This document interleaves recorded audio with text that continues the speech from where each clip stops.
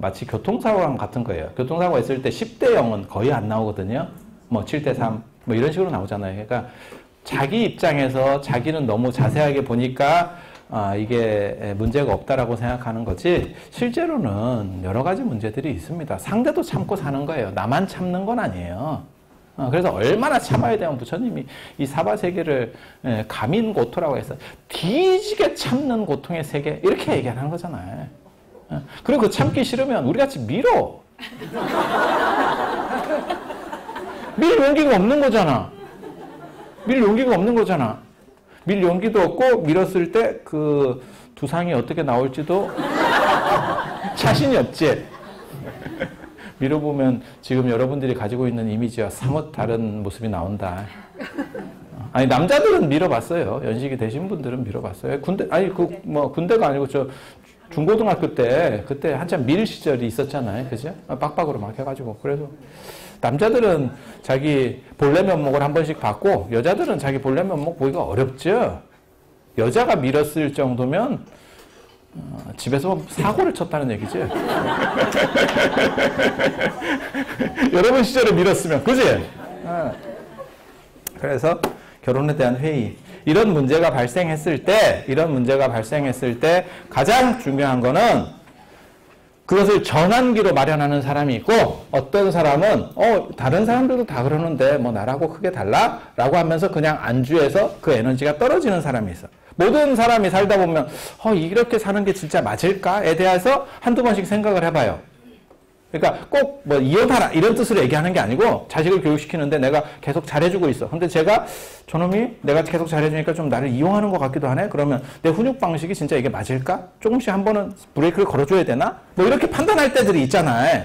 그때 그냥 참는 경우도 있고, 아니면 뭔가를 액션을 취하는 경우도 있고, 근데 뭐 하면 돕니다. 그렇게 액션을 취했을 때 잘 될 경우도 있고, 따끔하게 해서 뭔가 잘 될 경우도 있고, 잘못해서 더 이렇게 갈등이 생기는 경우도 있고. 아니, 그렇잖아요?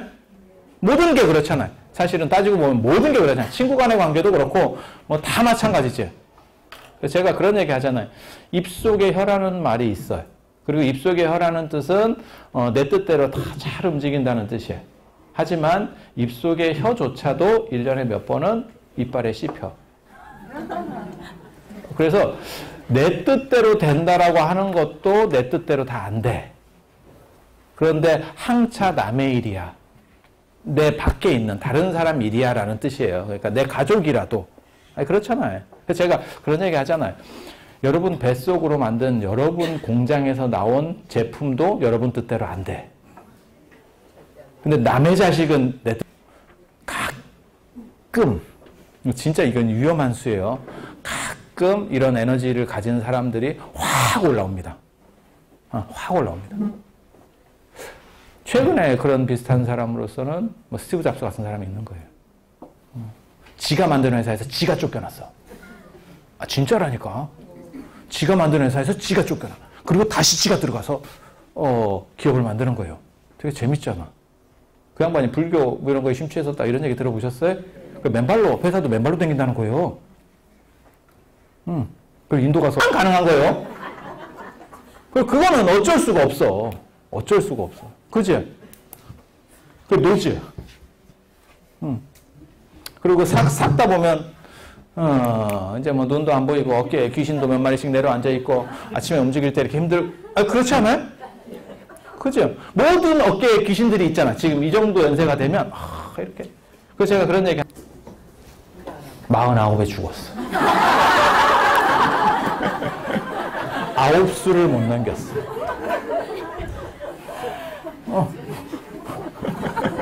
50경이라는 귀신이 내려오기 전에 죽었어. 오래 살면 방법이 없어, 이게 병은. 그렇지 않아요? 그래서 텔레비에서도 광고에서도 그렇게 나오잖아요. 유병장수 시대에. 아니, 100세를 살아야 되는데 병이 없기를 어떻게 하겠어요?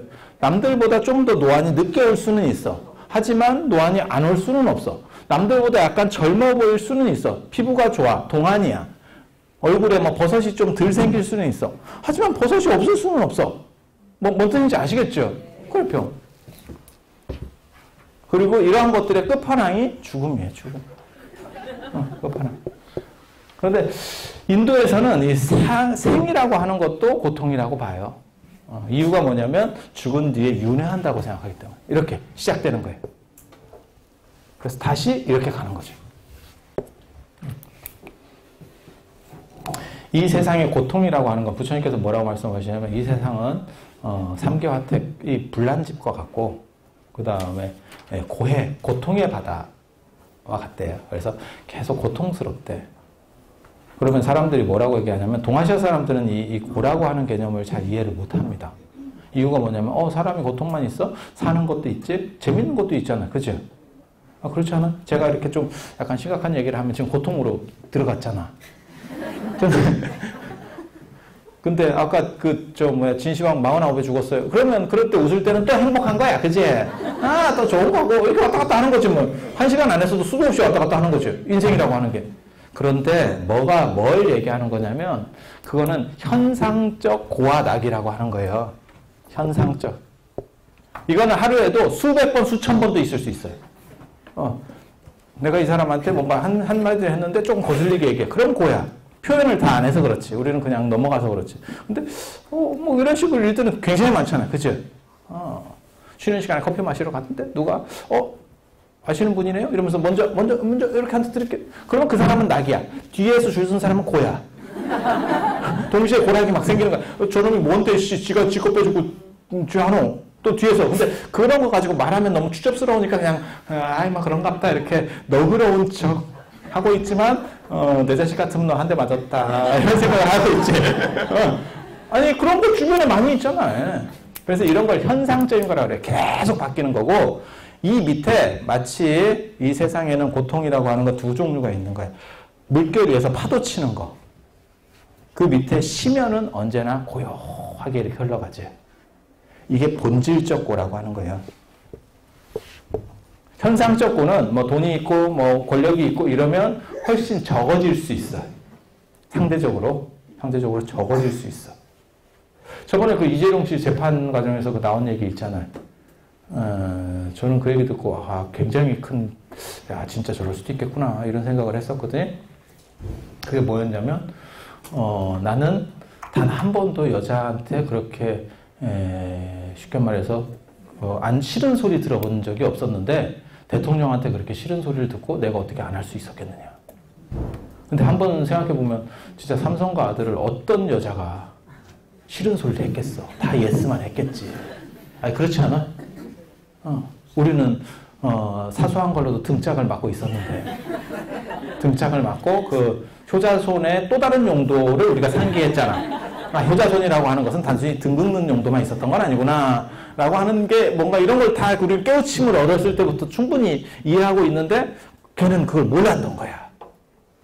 아니 걔가 주장한 건 그거였었어요. 그게 맞는지 안 맞는지는 모르겠지만 걔가 주장한 건 그거였었어요. 그래서 나는 대통령한테 그렇게 시급할 일을 당했었고 그렇기 때문에 어쩔 수 없이 협조할 수밖에 없었다. 그게 걔의 변증이었어. 그치? 네. 맞는지 안 맞는지는 몰라. 그러니까 권력이 있는 사람은 현상적 고라고 하는 것은 별로 이런 부분을 잘 안 만나게 되는 거죠. 이렇게 갈 수 있겠지. 그치? 그 다음에 환경이 열악한 사람은 아마 이게 좀 더 많겠지. 그치?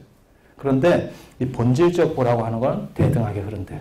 그게 뭐냐면 늙고 병들고 죽어간다는 거예요. 우리 모두는 여기 있는 우리 모두는 한 50년 정도만 시간을 뒤로 돌려버리면 다 사요나라 하는 겁니다. 다 사요나라 하는 겁니다. 그건 마찬가지잖아. 그치?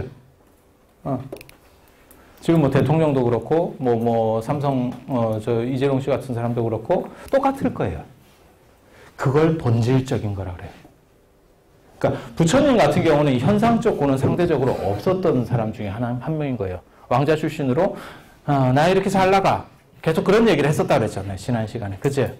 기억이 납니까? 네. 그런데 마치 새로운 사람에게 얘기하는 듯한 이 기분은 뭘까? 참, 그래. 그래서 이 본질적 고에 대한 물음이에요. 그래서 불교에서 나중에 사성제 이런 거 하면 이 세상은 고통이다 라고 하는 게 현상적 고통이 아닙니다. 그 얘기를 하는 게 아니에요. 결국 인간은 어느 시점이 되면 늙고 병들고 죽을 수밖에 없다. 그래서 제가 그런 얘기 하거든요.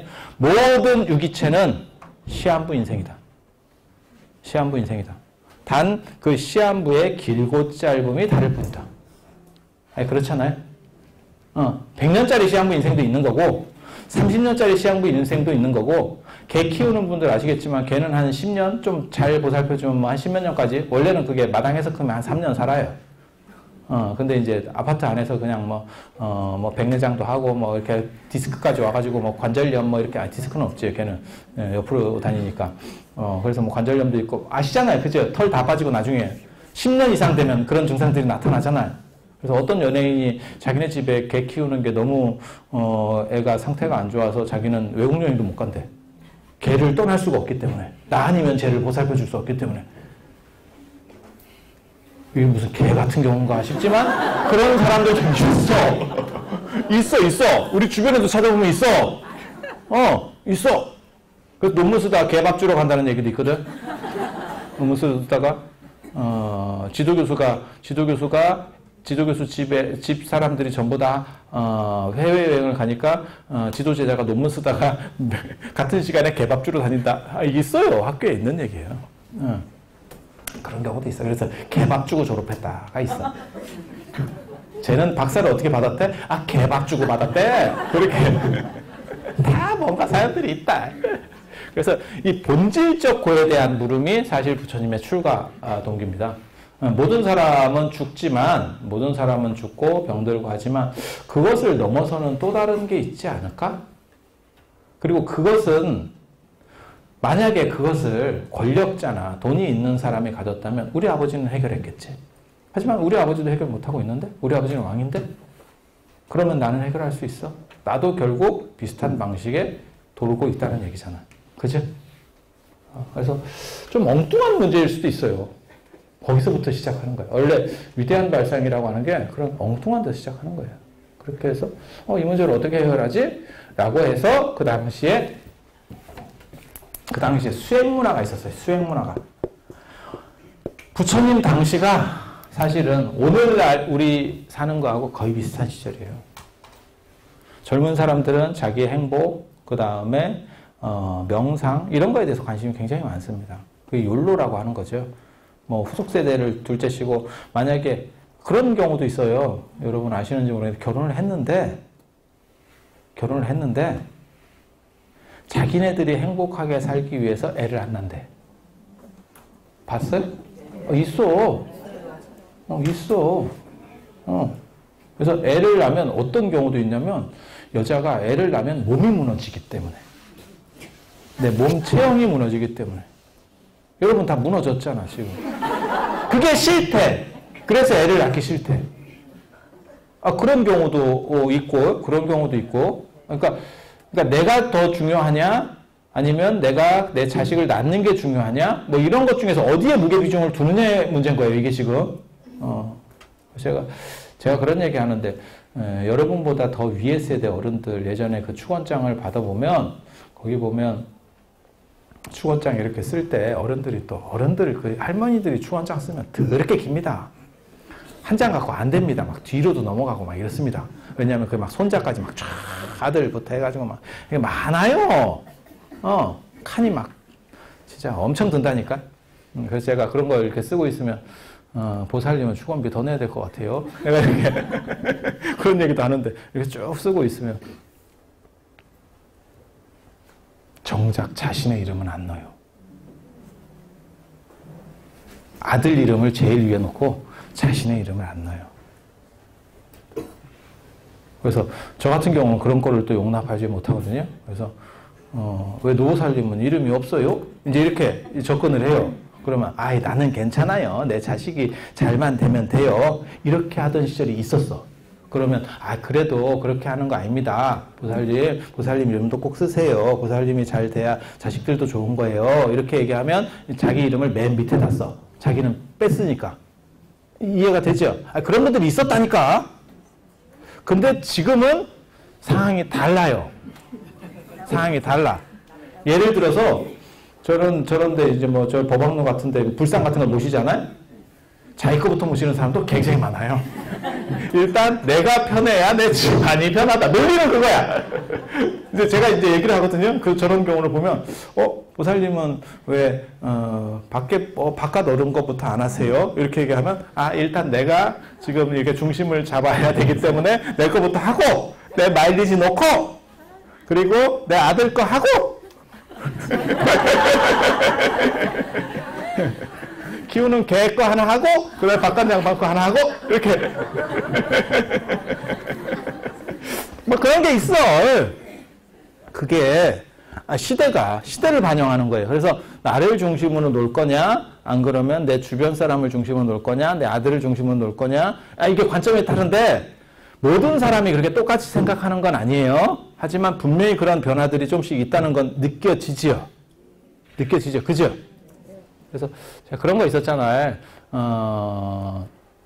원래 여러분들이나 이렇게 사셨을 때는, 어렸을 때는 그냥 한 방에 올챙이 같이 막 한 방에 오골오골 살고 있었잖아요. 그지? 그러던 시절이었었잖아요. 그지? 막 올챙이 같이 막 섞여가지고 막 이불 하나에 막 뒹굴고 있었던 그런 시절에 있었어요. 단칸방에 이렇게 살고 있었던 그런 시절들이 있었어요.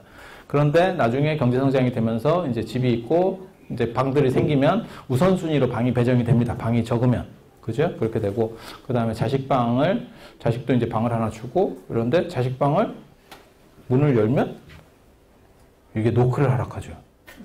처음에 그게 충격적이지 않았어요? 왜냐면 전 가족이 한 방에서 살던, 오글오글 살던 시절에는 나와 나가 없어요. 우리 가족끼리니까. 그건 남하고 할 때 노크를 하는 거지, 가족은 그게 없었어. 근데 방을 주고 얘한테 내가 문을 열었는데 왜 벌컥이요? 이런 식으로 나오는 거야. 당연히 노크를 해야지. 그러다가 그걸 몇 번 엄마나 아버지가 안 지켜주면 걔가 문을 짱굽니다. 이놈의 자식이. 그런 경우가 있어. 지금 여러분들 정도면 전부 다 노크를 하고 들어가는 세대로 바뀐 거예요. 근데 초창기를 생각해봐. 그 과도기가 있었다니까? 그 전환기가 있다니까? 마찬가지예요. 그래서 무엇이 옳은 건 아니에요. 그런데 무엇이 옳은 건 아닌데 그러한 변화들이 있는 거고, 지금은 사뭇 개인화된 시절이에요. 그래서 그 개인의 자유라고 하는 게 굉장히 높은 비중을 차지합니다. 그래서 여러분도 마찬가지예요. 여러분들이 만약에 내가 결혼해서 살기가 힘들었어. 그렇게 해서 어머니한테 가서 예를 들어서 나 저 사람하고 박서방하고 도저히 못 살겠어. 너무 힘들어. 이러면 다 참고 살아. 위에 다 너만 그렇게 사냐? 이렇게 했는데, 요즘 부모님들 같은 경우는 뭐 딸이 와가지고 아니면 아들이 와가지고 나 너무 힘들어. 그러면 네가 그러면 현명한 판단을 해봐. 이런 식으로 말을 이제 하는 시절이 됐다니까? 무조건 참고 살아! 이렇게까지는 말을, 그렇지 않아요?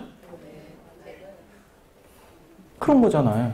그래서 개인이라고 하는 게 엄청나게 성장을 했어요. 근데 당시 인도가 사실은 개인적인 그런 사회였었어요. 왜냐면 그때 도시국가가 발전하면서 경제력이 좋아지니까, 경제력이 좋아지면 그 다음에는 개인화됩니다. 경제력이 떨어질 때는 집단화됩니다. 여러분들 생각해봐. 여기에도 그런 분들이 있을 거야, 지금. 집에서 아들은 대학을 보내죠. 땅 팔고 소 팔아가지고. 그리고 딸은 공장에 보내. 그래서 그걸 가지고 막 일을 해서 거기 막 힘들게 해서 그 집에다가 월급을 보내줘. 심파 같긴 하지만 그런 시절이 있었잖아. 왜 그래? 왜 모르는 것처럼 그래? 그게 집단이 우선되는 거예요. 그때 딸들은 감히 그 말도 못해. 아들보다 딸이 공부를 잘해도 딸이 감히 그 말을 못해. 아버지, 저도 대학 보내주시면 안 돼요? 그 말을 못해. 집안 분위기상. 왜? 한 사람만 가야 된다는 걸 알고 있는 거야.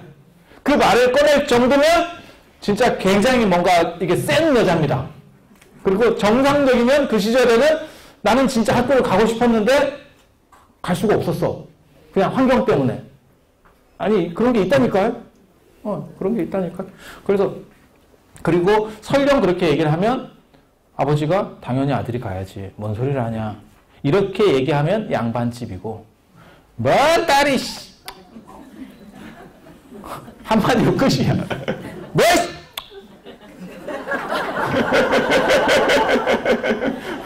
그렇게 가는 거예요. 지금 같으면 설득을 하려고 한다니까. 우리 집안 형편이 이런 상황이고 이러니까 우리 집안 중에서 그래도 아들이 좀 더 낫지 않겠니? 이렇게 얘기하는 건 요즘 얘기고, 사실 근데 딸 입장에서는 내가 공부는 더 잘하는데 왜 공부하는 사람이 더 가야 되는 거 아니야? 이런 경우도 있을 수도 있는 거고. 근데 지금은 대화를 하지만 옛날에는 뭐이씨! 설명이 없다니까? 설명이 없다니까?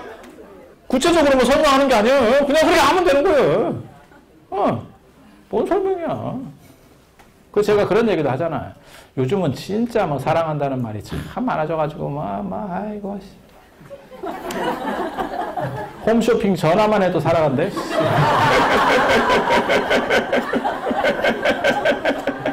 그죠?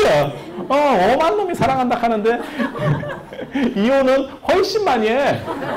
예전에는 굳이 뭐 예전도 아니고 여러분 세대나 여러분 위에 세대는 평생 사랑한다는 말이 없었어. 이놈의 인간이. 그런데 그냥 사는 거예요. 참 아이러니하지. 그래서 지금은 훨씬 개인화된 사회고, 그런 관점에서 뭔가 내가 수행을 해서 내 행복을 찾아봐야겠다. 부다는 그렇게 생각했다는 거예요. 그리고 그것을 통해서 나중에 내가 다시 돌아와서 무언가 해결을 해야겠다. 인생의 문제들, 이런 삶의 문제들, 그 다음에 인간의 저 본질적 고통을 내가 해결해 주겠다. 라고 하는 생각을 했대. 그렇게 해서 출가를 하는 거예요. 출가를 하는 거예요. 출가를 하는데, 아버지가 냄새를 맡았대. 낌새가 좀 이상한데, 자가 요즘 조금 뭔가 생각이 많은 것 같다. 이렇게. 그럴 수도 있죠, 뭐. 그렇게 해서, 저거 별로 상태 안 좋다. 그렇게 해서 모든 성문을 막고, 사대문이라는 게 있으니까, 옛날에도 왕궁은 다 그런 문이 있어요. 왜냐면 외적이 들어왔을 때 차단해야 되니까. 당연한 거예요. 그거는 어디든지 마찬가지예요. 그거는. 그렇게 해서 모든 왕궁을 막고 왕명이 아니면 나갈 수 없도록, 밤에는 나갈 수 없도록 했대. 그런데 부처님께서 새벽에 마부를 딱 데리고. 그 이야기 보면 진기하다. 새벽에 잠이 깼대.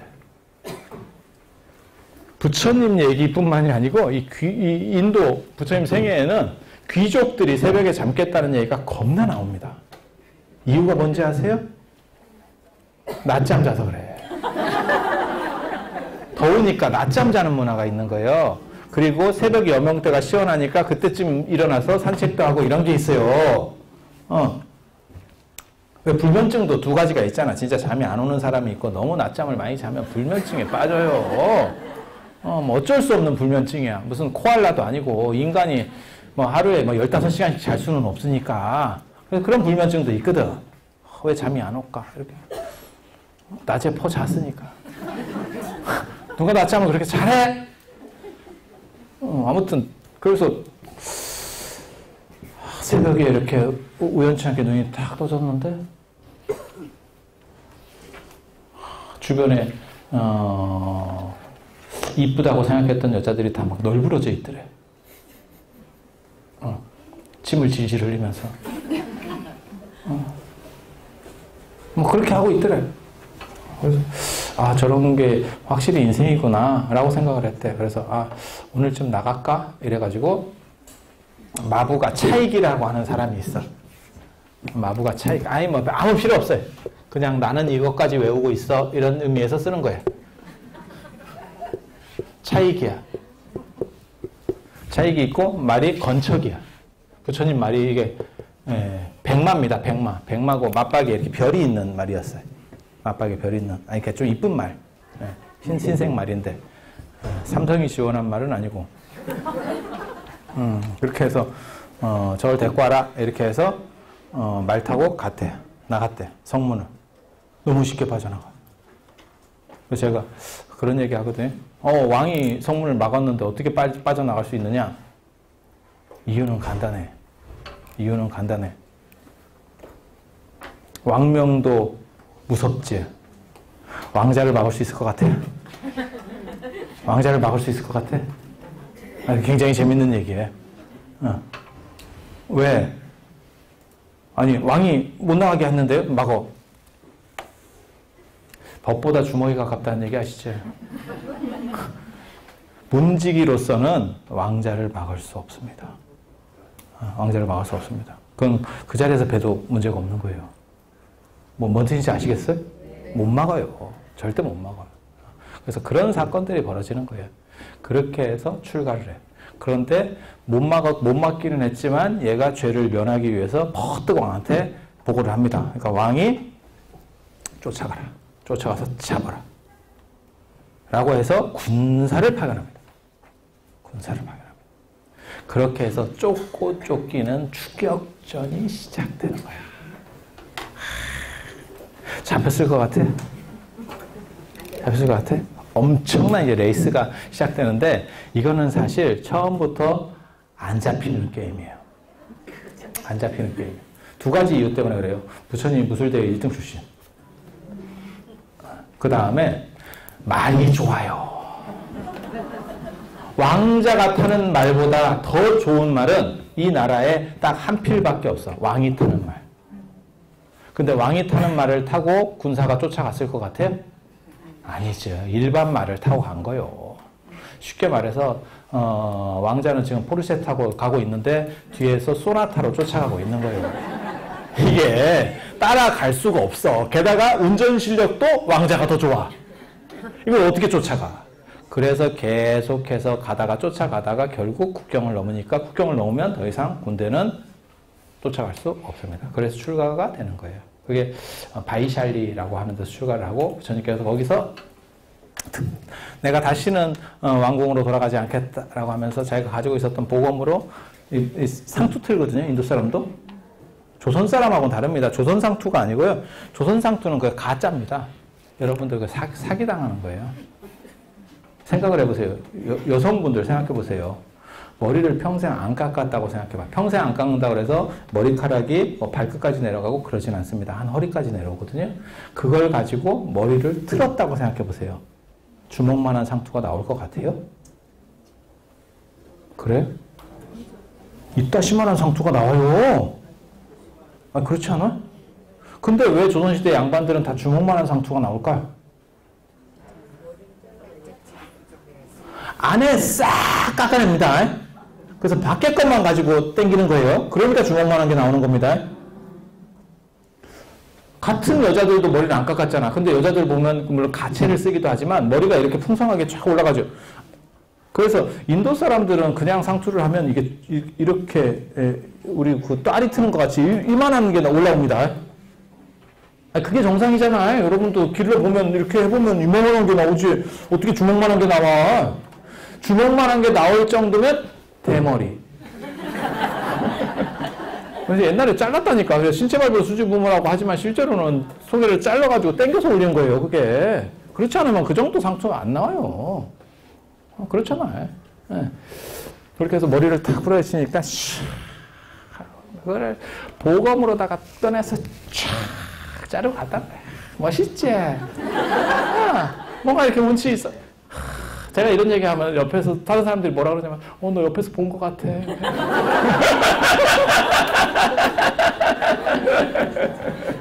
성근이 두터워서 그래요.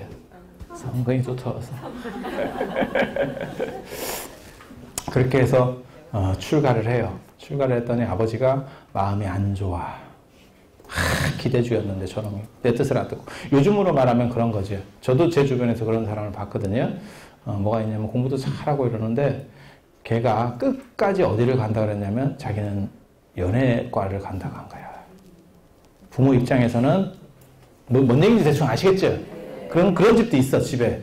주변에 있어. 그러니까 처음부터 막 끼를 보이고 이런 게 아니고 그냥 끼가 있긴 했는데 걔는 착실하게 부모 말 잘 듣고 공부를 계속 열심히 했어. 그래서 쟤는 어디를 갈 거야. 부모 입장에서 그렇게 생각을 했더니 방송연예과를 가야 된다는 거야. 축 짜고. 그리고 부모가 끝까지 안 된다고 그랬는데 어떻게 걔가 했는지 알아? 몰래 넣고 거기 넣었다고 얘기한 거야. 그러니까 부모 얘기하는 대로 넣었다고 말을 해놓고 자기 거 넣고 이건 아예 넣지도 않았어. 그러니까 집이 이제 난리가 났지. 뭔 얘기인지 아시겠죠? 주변에도 찾아보면 있을 거예요. 그런 비슷한 집도 있을 거예요. 제 주변에 너무 특이한 사람이 많은 걸 수도 있고. 근데 오죽하면 저한테 얘기를 했겠소. 저한테 상담이 들어올 정도면 뭔가가 있는 거야. 근데 저 같은 사람은 사실 그런데 큰 도움이 안 돼요. 부모 입장에서 변증을 해주는 게 아니고 네가 행복한 거에 대해서 한번 찾아봐라. 난 이렇게 대답을 해주거든. 너의 행복에 있어서 부모가 장애된다면, 그렇다면 너무 상충되지 않는 선에서 부모에게 이해를 구해라. 그리고 그래도 이해를 못하면 뭐라고 얘기를 해줄까? 자식아, 나도 그래서 출가했어.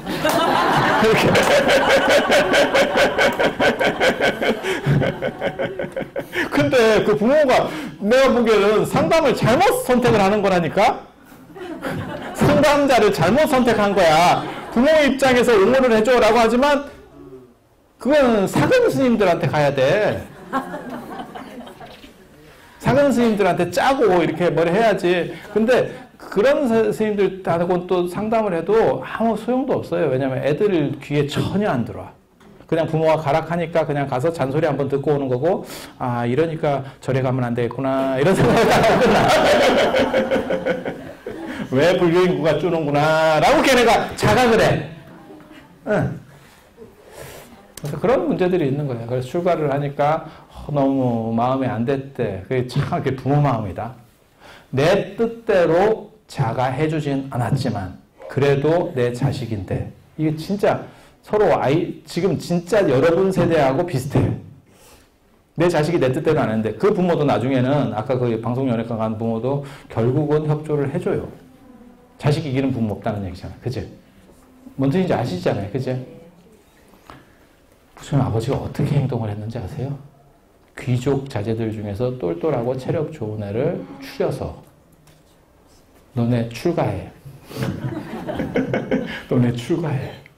그렇게 해서 걔네를 강제로 출가시켜서 보내요. 뭔 의미인지 아세요? 내 자식을 보필해. 내 자식을 보필해. 그러니까 굉장히 이게 참 어떻게 보면 자식의 행복을 추구하는 부처님하고 그래도 내 뜻을 어겼지만 그래도 내 자식이니까 뭔가를 잘 되기 위해서 고생 안 했으면 좋겠다는 부모의 마음이 서로 오가고 있는 그런 대목이라. 그렇지 않아? 지금도 아마 비슷한 경우들이 있을 거예요. 제 주변에 대부분 여자들이 이제 문제가 많지. 여자애들이, 요즘 여자애들이 이제 간이 커가지고, 내가 대학 때 벌써 유학 갈 거예요. 이렇게 부모한테 얘기하는 거 있어요. 그럼 부모 입장에서는 이제 시급하는 거야. 그래도 아들이면 어떻게 좀 해보겠는데, 아니, 돈이 부족하고 이런 것도 아닌데도 아들이면 그래도 하겠는데, 저놈이 딸이니까, 막 이런 생각이 있는 거야. 그래서 가라고 말하기도 그렇고, 안 하기도 그렇고, 지가 저렇게까지 한다는데, 참 애매한 그런 부분들이 있잖아요. 그런데 만약에 딸이 끝까지 밀어서 관철시켜서 가잖아요. 그럼 결국 돈 대주고 있는 거예요. 그럼 어쩌겠어. 그렇지 않아? 그냥 잘 되기를 바라서 하면서 하는 거지 뭐. 인생이 그런 거죠. 그런 거죠. 근데 대부분 그 정도로 강력한 에너지를 보이는 애들은 실패는 안 합니다. 대부분 보면. 그거 아세요? 유학 가서 실제로 학위도 따고 오고 어느 정도 안정적인 성공을 하고 오는 거는 10명 중에 1명입니다. 나머지 9명은 쪽팔려서 제대로 말을 못하는 거예요. 그러니까 실제로 성공하는 확률은 10분의 1밖에 안 돼. 그렇게 높은 확률이 아니에요. 그런데 제가 옆에서 보면 등 떠밀려서 간 애들이 대부분 실패하고, 끝까지 지가 이렇게 막 목숨 걸고, 나 그러면 나 부모님이 돈 안 줘도 좋으니까 내가 대충 일해서 마련해서 갈 테니까 막 이런 애들이 있거든요. 거의 대부분 성공해서 옵니다. 목적을 달성해서 옵니다. 왜냐면 투지가 다르잖아, 벌써. 그렇지 않아요? 부모가 이게 좋은 판단인 것 같아 라고 생각해서 우리가 크게 형편이 어렵지도 않으니까 야, 너 가봐. 이렇게 해서 가기 시작하면 걔는 이제 의욕이 상대적으로 적은 거죠. 내가 굳이 이걸 해야 되나? 이런 거고, 날 썰고 못 썰고 이런 데 가갖고 이제 좀 고생하고 이러면 그래도 집이 좋은 거야. 집 떠나면 개고생이라더니 어른들 말이 딱 맞네. 이렇게 생각하는 거예요. 그런데 배수진을 치고 나가면 부모님하고 이렇게 충돌하면서도 내가 내 돈 벌어서라도 간다고 제가 아주 그렇게 가려고 하는 애한테 기가 막힌 얘기를 한번 해준 적이 있지. 걔가 돈이 모자른데. 그래서, 야, 너네 집에서 너 원룸 얻어준 거 있지? 그거 빼. 그랬더니, 그렇게까지 해도 돼요? 이렇게. 그래서 내가 뭐라 그랬냐면, 네가 그 정도에서 윤리의식이 걸릴 정도면 너는 가서 힘들 거다. 그게 진짜 좋으면 사람이 안 보여요. 그리고 그렇게 자기가 미쳐서 하는 사람은 거의 100% 성공합니다. 거의 100% 성공합니다. 그래서 아는 자가는 즐기는 자만 못한다 하는 거예요. 진짜 그건 맞는 거예요. 그리고 예전에 그 정민 선생 책에 보면 미쳐야 미친다. 약간 어떻게 자기 광적으로 이렇게 탁 미치는 사람만이 도달한다는 뜻이에요. 미쳐야 미친대. 이런 재밌는 얘기거든. 그냥 말장난 하는 거예요, 이게 지금. 그래, 여러분들도 한번 좀 미쳐봤으면 좋겠어. 마지막 한번 이렇게 미쳐봐요. 근데 굉장히 재밌는 게, 저도 그걸 보고 깜짝 놀랐거든요. 신유학에 양명학이라고 하는 게 있어요. 양명학이랑 주자학, 양명학 이렇게 했는데, 실제로 중국에서는 양명학이 유행한 뒤에는 주자학은 아무것도 아니에요, 저거는. 완전히 눌려버리거든요. 근데 그 양명학에 보면, 미칠 광자를 쓰고, 이게 또라이 광자예요.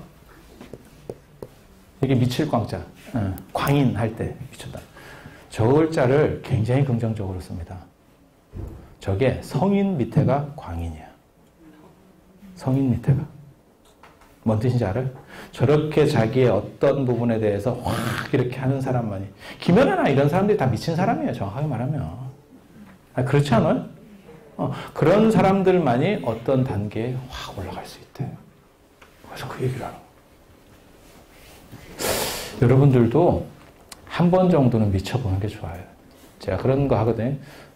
때론 미치는 게 정신건강에 좋아요. 너무 주변 사람들 의식하고 바른 생활을 하는 거 있잖아요. 그 결과가 뭔지 아세요?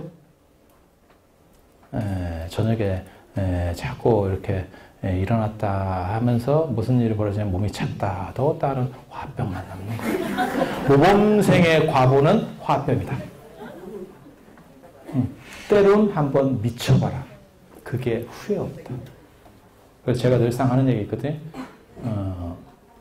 일이 잘못됐을 때 뭘 어떻게 반성을 해야 되고 검토해야 되느냐. 나는 뒤를 돌아볼 시간이 없다. 앞만 보고 하는 거예요. 그런 자세가 있어야 삶이 재밌고 행복하고 멋있어. 그 멋있는 걸 우리가 같이 한번 이렇게 공유해보면 좋을 건데. 아유, 복잡하다. 그렇게 해서 부처님께서 출가를 하고 난 뒤에 부처님의 가장 큰 특징 중에 하나, 선생을 찾아갑니다. 예수나 공자는 선생이 없다는 거예요.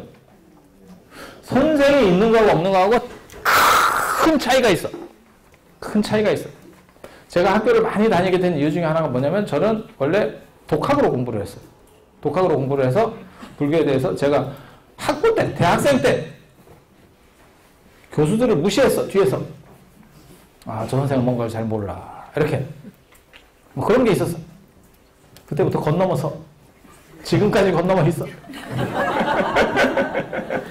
그런데 되게 재밌는 게 근데 사람들이 그런 얘기를 하는 거예요.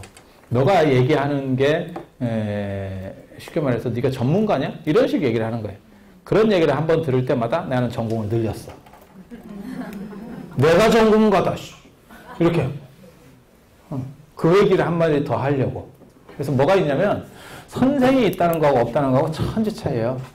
선생이 있다는 거는 그쪽 바닥의 기준을 다 알아낸다는 거예요. 쉽게 말해서 모범적인 틀을 다 안다는 거예요. 그러니까 예수가 망한 이유 중에 하나가 뭐냐면 설득이라는 게 없어요. 나를 따르라. 안 따르면 왜 따라야 되냐 이런 게 없어요. 그냥 나를 따르라. 어쩌라고. 그러니까 만들어 놓는 거예요. 공감대를 만들어가고 왜 이렇게 해야 되는지에 대해서 설득하고 이런 것들을 해줘야 되거든요. 그러니까 선생이 없는 사람들의 특징이 독사에 빠지기 쉽다는 거예요. 자기 생각에 독단에 빠지기 쉬운 거예요. 독단에 빠지기 쉬운 거예요. 그러니까 선생이 있다는 거는 뭐냐면 그쪽 바닥에 어떤 보편적인 것들을 알고 그들이 원하는 거, 그들의 문제점을 안다는 거예요. 그래서 부처님한테는 3명의 선생님이 있습니다. 책에 나오지만 그게 아라라카라마, 아니 바까바, 아라라카라마, 안정부터 됩니다. 책에 있습니다. 아라라카라마, 우타카라마 부타. 스승들을 찾아서 다녀요. 그리고 저 바까바라고 하는 사람은 고행주의자입니다. 그 당시에 유행한 것 중에 하나가 고행이에요. 고행. 그래서 몸을 고통스럽게 할수록 정신은 자유로워질 수 있다. 그런 생각들이 있는 거예요. 그게 인도에서부터 유럽까지 있는 심신 이원론 체제에서 나오는 사고방식 중에 하나입니다. 정신적 승화라고 하는 것은 육체하고 별개다. 세상에는 2가지 문화가 있어요. 2가지 문화가 있어요. 정신과 육체는 결합되어 있다. 정신과 육체는 별개다. 육체는 오히려 정신에 대한 온전한 정신을 장애할 뿐이다. 이렇게 보는 문화예요. 이번에 스티븐 호킹 박사가 죽었잖아요. 그 뇌성마비인가 이래가지고 맨날 이렇게 손 이렇게 꼬고 있고 이러고 있었잖아요. 제가 하는 얘기가 있거든요. 만약에 스티븐 호킹이 우리나라에서 태어났으면 저 사람은 제대로 위치도 못 잡고 끝났을 거다. 왜? 우리는 장애인은 정신적으로도 문제가 있다라고 보는 그런 시절이 있었어요. 그게 예전에 체력장이 있던 시절입니다. 체력장. 체육이 대학을 가는 기준 중에 하나였었어요. 동아시아는 육체하고 정신이 결합되어 있다고 생각해요. 붙어 있다고 생각해요. 이게 좀 복잡한 얘기인데 한 1시간이나 2시간만 주면 제가 설명을 잘 해줄 수 있어. 근데 우리는 한 1, 2분 안에 해야 돼. 그래서 육체하고 정신은 결합되어 있다라고 하는 생각 때문에 뭐가 있냐면 육체에 장애가 있으면 정신에도 장애가 있다라고 생각했어요. 그래서 장애인들을 차별을 했었고 그 다음에 집에 장애인이 있으면 집에 가둬 놓고 뭐 이런 게 있었어요. 여러분 어렸을 때 보면. 그리고 장애인을 이유 없이 놀려. 에이 쟤 병신이래요 이러면서 지금 생각해보면 너무 잔인한 행동들을 했던 거야. 아니, 그러지 않았어요? 그러던 시절이 있었어요. 그러니까 더 봐줘야겠다라는 생각이 없는 거는 둘째치고 아주 사람 이하로 봅니다. 약간. 그게 육체하고 정신이 결합되어 있다고 보기 때문에 육체적 장애가 있다면 너는 정신적으로 문제가 있어 라고 보는 거예요. 근데 오늘날은 대부분은 육체하고 정신은 다르다고 보는 거예요. 그러니까 유럽 같은 경우는 유럽이나 인도 문화권에서는 육체하고 정신은 원래부터 다르다고 봐요. 그러니까 그러니까 스티븐 호킹 같이 장애로 태어났어도 저 사람은 머리가 굉장히 뛰어날 수 있어 라고 생각하는 거예요. 지금 우리 사회도 사실은 그렇게 바뀌어 있어요. 그게 옳은지는 잘 모르겠어. 왜? 그게 옳다라고 가정을 해버리면 우리 전통적인 문화는 다 잘못된 거야. 그래서 동아시아에서는 이렇게 생각했고 인도에서 유럽부터는 다르게 생각했어요. 그래서 육체와 정신은 같으냐 다르냐의 문제예요. 사실은. 육체와 정신. 그래서 불교가에서는 육체와 정신이 다르다고 보기 때문에 죽음 뒤에야 완전한 깨달음을 얻는다고 생각해요. 육체적인 속박으로부터 벗어난 완전한 자유. 그런데 동아시아 전통에서는 육체와 정신이 같다라고 봐요. 그러니까 도교에서 신선이 될 때는 육체를 가지고 갑니다. 신선은 육체가 있습니다. 이해가 돼? 기독교에서 천국 갈 때 육체를 놔두고 갑니다. 육체는 끝나는 거예요. 그죠? 이슬람도 마찬가지고. 왜? 걔네는 육체와 정신이 다르다고 보니까. 그러니까 정신에 투자만 하면 된다는 거예요.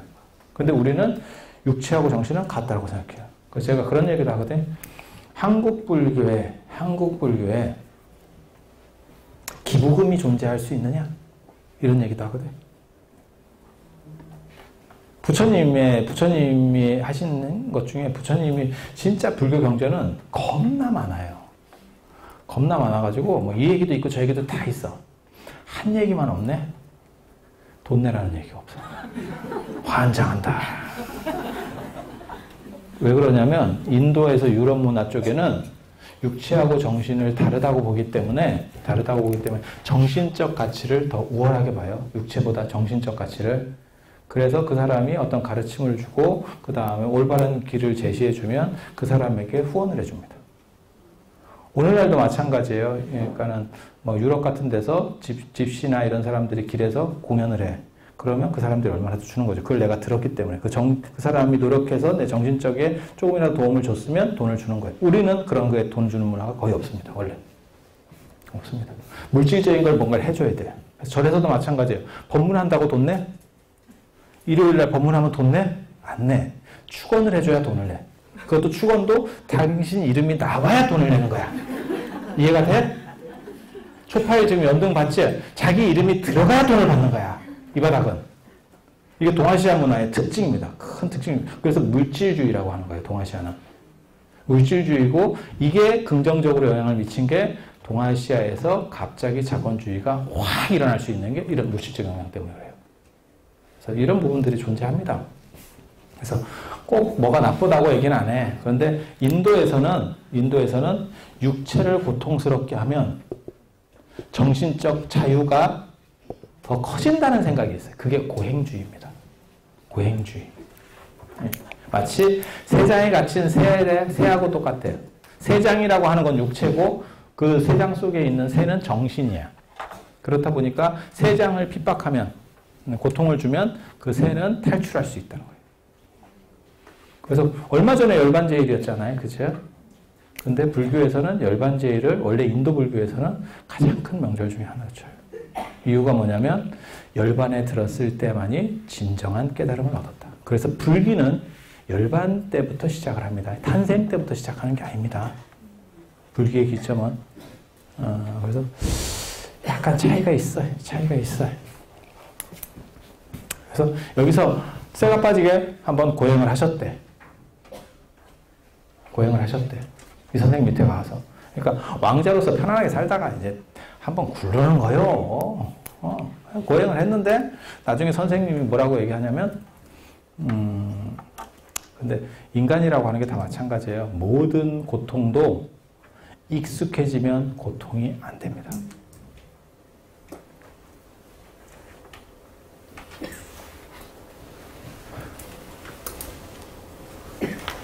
청국장 집에 가면 냄새가 나요. 들어갈 때는 먹고 나잖아요. 냄새가 안 나요. 익숙해지기 때문에 그런 거예요. 30평 아파트에 살다가 형편이 안 좋아서 20평 아파트로 옮겨갔어. 고통스러워요. 한 2달 지나면 익숙해져요. 그래서 제가 공무원 시험 보고 이런 애들한테도 제가 그런 얘기 하거든요. 제 주변에 학교 선생님 되려고 시험 보고 이런 애들도 많이 있는데 제가 그런 얘기 하거든요. 떨어진 애들한테 떨어져도 네가 지금 떨어져서 굉장히 힘들다고 생각할지 모르지만 합격해도 2달 동안 행복하다. 처음에는 마치 뭐 된 거 되니까 뭐라도 완장이라도 찬 것 같지만 실제로 합격해서 딱 네 주변을 보면 모두 선생님이다. 아 진짜 그런 거예요. 승진하면 행복해요? 2달 행복해요. 내 아들이 좋은 학교에 들어갔어. 막 기도도 하고 열심히 하고 좋은 학교에 들어갔어. 행복해요. 몇 달. 그 뒤부터는 똑같아. 군대 가서도 버티는 거고 깜빵 가서도 익숙해지는 거예요. 그래서 제가 스님들한테도 그런 얘기 하거든요. 새벽 예불을 빠지면 힘들다. 그냥 계속 나간다고 생각하면 기계적으로 나간다니까. 아 진짜 그런 거예요. 그래서 인생이라고 하는 다 마찬가지예요. 그래서 아무리 고통적인 걸 해도 저 사람은 저건 굉장히 고통스럽겠는데 저 사람들은 어떻게 뭘 어떻게 저렇게 어떻게 살아? 익숙하면 별 문제가 없어요. 익숙하면 문제가 없어. 그래서 고행을 하고 나서 선생님한테 얘기했대. 이게 더 이상 정신적으로 뭘 되는 것 같진 않은데요? 이렇게 부처님이. 그랬더니 저 바꿔봐라고 하는 선생님이 뭐라고 했냐면 쉿, 나도 그래. 이게 딱히 인도에는 실제로 학다리 고행이라서 한 다리로 평생 서 있는 놈도 있고요. 그 다음에 이렇게 주먹손도 있어요. 이렇게 손 들고 있는 놈인 거예요. 걔는 손 못 내려. 그리고 걔가 진짜 들고 있었는지 알고 싶으면 걔는 손이 말라 있어요. 너무 오래 들면 이게 심장보다 너무 높잖아요. 그러면 이게 마릅니다. 그럼 나중에는 손을 못 내려. 고통도 없어요. 신경도 다 죽어요. 피가 안 통해서. 그리고 그런 사람들 보면 손등 뒤로 손톱이 나와 있어. 안 아파. 그래서 제가 그런 얘기 하거든요. 저 사람은 불편함만 남은 거지 더 이상의 고통은 없다. 저게 고행의 의미냐? 라고 얘기하는 거거든. 불교도 그런 얘기를 해요. 불교적 정신이에요. 불교적 정신. 그래서 인도 사람들의 특징이 더 이상 배울 게 없으면 뭐라고 선생님이 얘기하냐면 한국 쪽에서는 그렇게 얘기해요. 우리나라에서는 그렇게 얘기해. 더 이상 가르칠 게 없다. 하산하도록 해라. 전설의 고향을 봐봐. 전설의 고향 273편 이런 데 보면 그렇게 나와. 그치? 더 이상 가르칠 게 하산하도록 해. 그러면 이제 다 됐다는 얘기예요. 근데 인도 사람들은 뭐라고 얘기하냐면 더 이상 가르칠 게 없으니까 너도 나랑 대등한 수준에 이르렀다. 그러니까 나랑 같이 교단을 이끌자. 이렇게 되면 부처님은 어떤 행동을 하냐면 바로 배신 땡기고 나갑니다. 나는 당신한테 배우려고 온 거지. 여기서 더 이상 배움이 없는 데서는 묵을 필요가 없다. 내가 왕자도 때려치고 왔는데 여기서 지금 시다발이 하려고 있을 필요는 없는 거다. 바로 배신. 진짜 재밌는 문화입니다. 진짜 재밌는 문화예요. 이게 동아시아하고 인도에서부터 유럽까지의 스승 사제 문화가 다르기 때문에 그래요. 사제 문화가. 동아시아의 사제 문화라고 하는 거는 그림자도 밟지 않는다. 그건 배신하지 않는다. 라고 하는 문화가 있어. 한 번 선생은 영원한 선생이다. 그런데 우리도 지금 유럽식 사제 문화가 들어온 게 있어. 그게 학원이야. 학원. 학원은 내가 필요해서 가는 거고 저 선생이 실력이 없어. 그럼 바로 땡기고 딴 학원으로 갑니다. 이해가 됩니까? 그게 인도에서 유럽까지의 사제 문화야. 좀 다르지? 우리는 죽을 때까지 한 번 선생은 영원한 선생이다. 저도 그렇게 한다니까요. 저도 그렇게 한다니까. 제가 지도교수가 한타스가 있어요. 한타스가. 제가 석사 2개, 박사 6개를 한 사람으로서 지도교수가 한타스가 있어. 그래갖고 가끔 지도교수님을 만나면 그 당시 이게 선생이라고 하는 게 교수라고 하는 게 다 마찬가지예요. 언제 교수가 됐느냐가 실력이 있는 사람이야. 그러니까 옛날에 80년대 말에서 90년대 초까지 된 사람들은 따라지야. 그때는 그냥 졸다가 되는 시절이야. 학교가 막 팽창하고 있어서. 그래서 어느 시대에 들어가느냐가 굉장히 중요하거든요. 지금도 마찬가지잖아요. 80년대, 90년대 초반까지 초등학교 선생님 되고 쉬웠어요. 남자들 같은 경우는 그냥 가산점까지 주고 막 데려갔다니까? 그치? 지금 초등학교 선생님이 됐어. 그러면 저 집에 공부 되게 잘하는가 봐. 이렇게. 다르지? 그러니까 시기에 따라서 다르다니까 그게.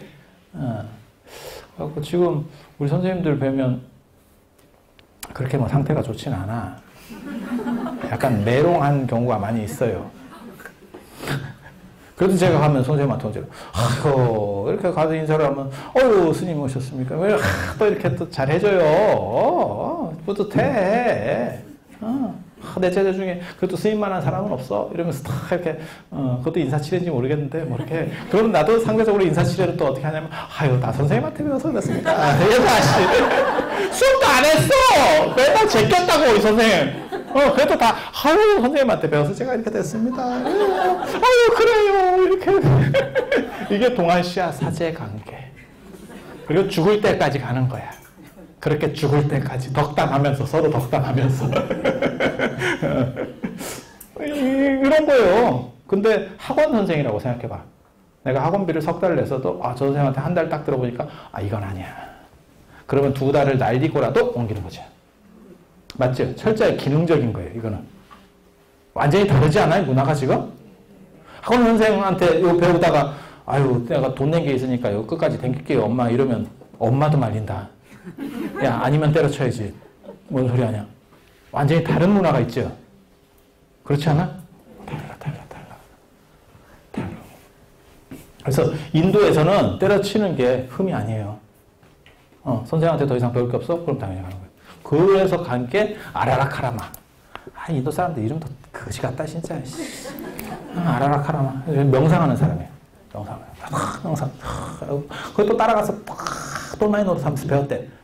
딱 배워서 어느 정도 딱 배우니까 무슨 일이 벌어지느냐? 명상을 할 때는 참 행복하대. 저 이시영 박사 캠프 뭐 이런 거 다 마찬가지거든요. 저게 거기 가 있으면 행복해. 근데 문제는 거기서 계속 살지는 못하잖아. 자기는 거기서 계속 살지. 왜? 거기서 수입이 나니까. 나는 거기다 돈을 갖다 박으면서 들어간 거거든. 거기서 계속 살면 살 수가 없지. 돈이 안 되니까. 거기서 사람들 다 그런 사람들 많아가지고 서로 덕담하면서 살고 있는 거야. 음식이 맛있네요. 공기 좋네요. 이러면서 서로 칭찬해주기. 이렇게 그렇게 하니까 사람이 갑자기 경쟁도 없고 거기는 그렇잖아요. 그러니까 그냥, 그래서, 며칠 지난 수행자들을 만났을 때 저 사람들이 뭐가 부족하고 뭘 원하는지를 정확하게 판단합니다. 이해가 됩니까? 당신이 이런 데서 굴러봤잖아. 그러니까 저 사람들의 한계점을 정확하게 꿰뚫고 있는 거야. 그러니까 몇 마디만 톡톡톡 건드리면 애가, 이러면서 넘어오는 거야. 이해가 됩니까?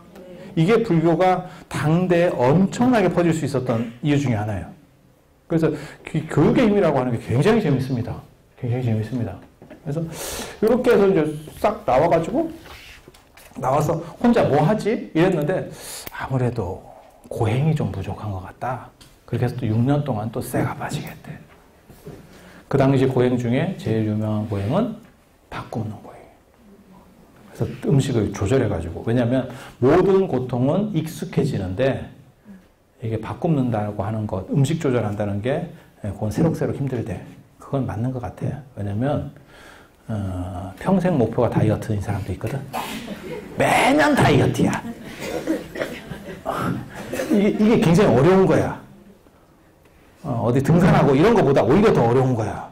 자기 입을 막는다는 게 보통 일이 아니야, 이게.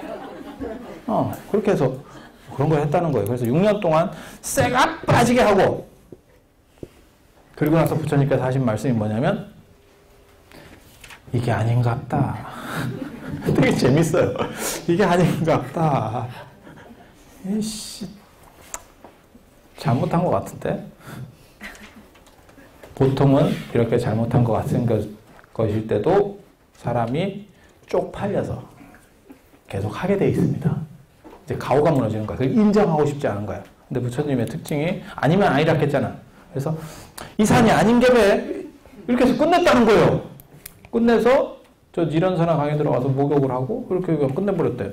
고행 끝! 이러니까 옆에 있었던 그 5명, 부처님을 따라왔었던 그 5명이 더 이상 옆에서 딱 보니까 저 사람이 저렇게 열심히 수행을 했는데 깨달음도 못 얻었고 저 상태로 왕궁으로 돌아갈 수도 없을 것 같고 더 이상 왕이 될 것 같지도 않고 수행자로서도 이미 다 포기된 것 같고 그러니까 뭐라고 생각했냐면 쓸모가 없는 것 같은데 우리는 우리끼리 따로 독자적인 수행을 하자 이러면서 가버렸대.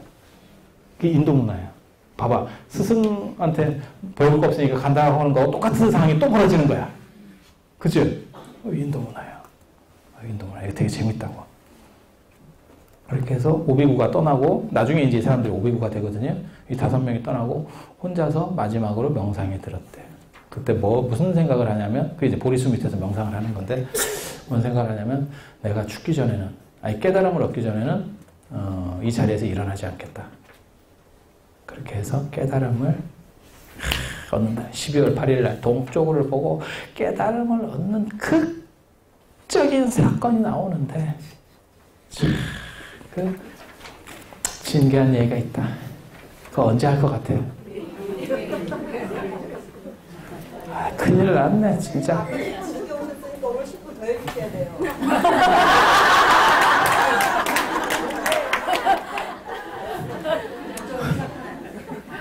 이게 아무리 좋은 얘기라도 시간을 지나면 욕을 많이 먹어요. 말을 못할 뿐이지 이게 보통 일이 아니에요. 그래서 오늘은 여기까지 하고 내일 이제 깨달음을 얻고 이제 내일 35세에 부처님 깨달음을 얻으시거든요. 80세에 돌아가시는데 내일 45년 할 겁니다.